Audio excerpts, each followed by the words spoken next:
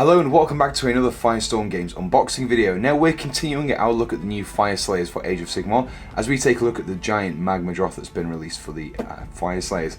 Now on the front of the box here we have an example of the assembled miniature, so you get the one Magmadroth and you also get enough components to make a separate Fyreslayer on foot as well. So flipping the box over, we can see some examples of how you can build this miniature. So for example, we've got the runic altar there. We've got a kind of a black version of the Magmadroth there. So we've got the Auric Rune Smiter, the Auric Rune Sun, and also the Auric Rune Father. They're three of the miniatures that you can actually assemble for this kit. And we've got a few different options as well. At the bottom you can see that the claw is raised in this section. Dotted about the back we also get a few different items and suggestions about how you can paint the miniature as well, just dotted around the miniature there. So now that we've looked at the box itself, let's open this up and take a look at the components inside. So here we have the contents of the box. So first of all, we have the two 32mm bases there for the rune smiters themselves. Now we also have a large base for the Magmadroth to sit on.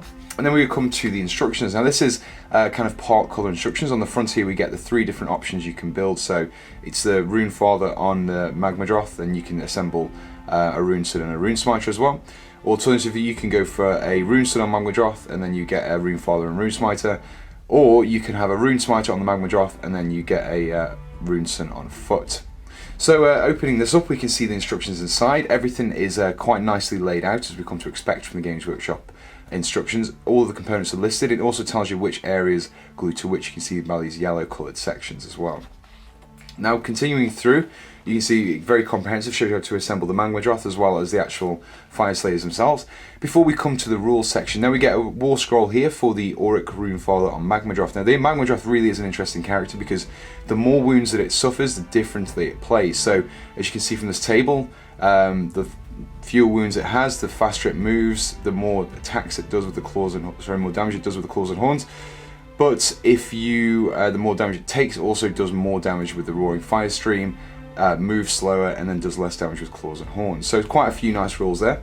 On the next few pages we get a few more assembly instructions for the Auric Rune Sun on the Magmadroth, the different variations that mount on the Magmadroth, before we come to some colour painting guides. And these are quite comprehensive, shows you exactly which colours to use on which sections. I'll just turn over the page here, we get quite detailed and nice full colour instructions before we come to actually fielding the Rune Fathers, Rune Suns and Rune Smiters on foot. So we've got some more war scrolls there. Now this brings us to the actual sprues themselves. So we get two sprues in this set, and what I'm going to do is look at these up close so we can get a closer look at the components. So the first sprue features all of the actual Magmadroth components here, and you can see how nicely these kind of scales are picked out on these pieces there. So we've got lots of different arms, legs, things like that to assemble.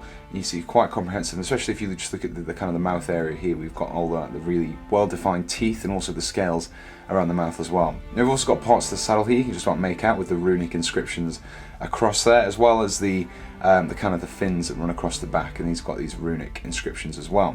So that's the first sprue. Let's have a look at the second sprue. Now, as well as featuring a few more Magmadroth sections, as you can see over this side, we also get main components that make up the actual Fyreslayers that mount this thing. So, for example, we've got, you can see obviously the iconic kind of mohawks for these pieces. We've also got these giant javelins as well. We've got some of the almost an entirely solid section for one of the I can't remember which one, I think it's the Rune Priest, the Rune Smiter, sorry. So yeah, very nicely detailed components. As you can see, the plastic's all nice and kind of as kind of we come to expect. We also get a few different extra additions. So we've got the keys as well, which are quite symbolic among the Fyreslayers. And then we can see as well we've got a number of the faces and the helmets as well, they're quite nicely detailed. So let's assemble this miniature and take a look at the finished piece. So here we have the assembled miniature. Now it took roughly around about an hour and a half to build this guy from start to finish, and that was made possible mainly by the fact that all of the components on the sprue were numbered, and that corresponded to numbers in the instruction guide. Now that made it very easy to find the correct components on the sprues and then fit them together. Now one of the things I really want to kind of point out about the assembly of this kit was the fact that a lot of the components that would, especially on the Magmadroth itself, were really kind of well designed so that when you stuck them together you couldn't see the mold lines because, the join lines, because they actually were over scales and areas where you would expect to see joins anyway.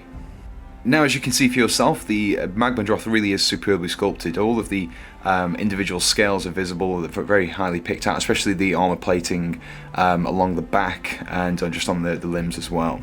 Now, one especially nice feature about this miniature is the fact that you also get the two separate miniatures if you construct it correctly.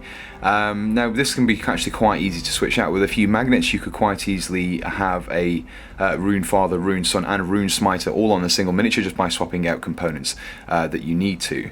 So that was the assembled miniature. Let's zoom back out and get an overall summary for this kit.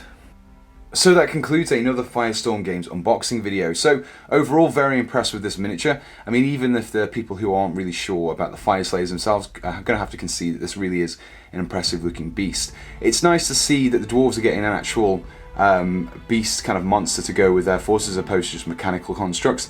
Very nice there indeed. The miniature itself was really nice as well. The detailing's fantastic on the scales. Everything's been picked out nicely. Additionally, I really like the fact that this kit comes with enough components to, if you build it right at least, you get the Magmadroth as well as two infantry units, two individual figures as well. So that's kind of a nice, little bit of an extra which you don't often see in these kind of kits. So if you're as impressed with me by this kit, then you can actually pick one of these up for yourself from over at Firestorm Games. Now, the recommended retail price is £65. However, on Firestorm at the moment, you can pick it up for £58.50, and I'll pop a link in the description below. So if you enjoyed this unboxing, then do let us know in the comments below, and if you would like to see any more Age of Sigmar releases reviewed on our channel, then please let us know in the comments as well. So until next time, thanks for watching, and goodbye.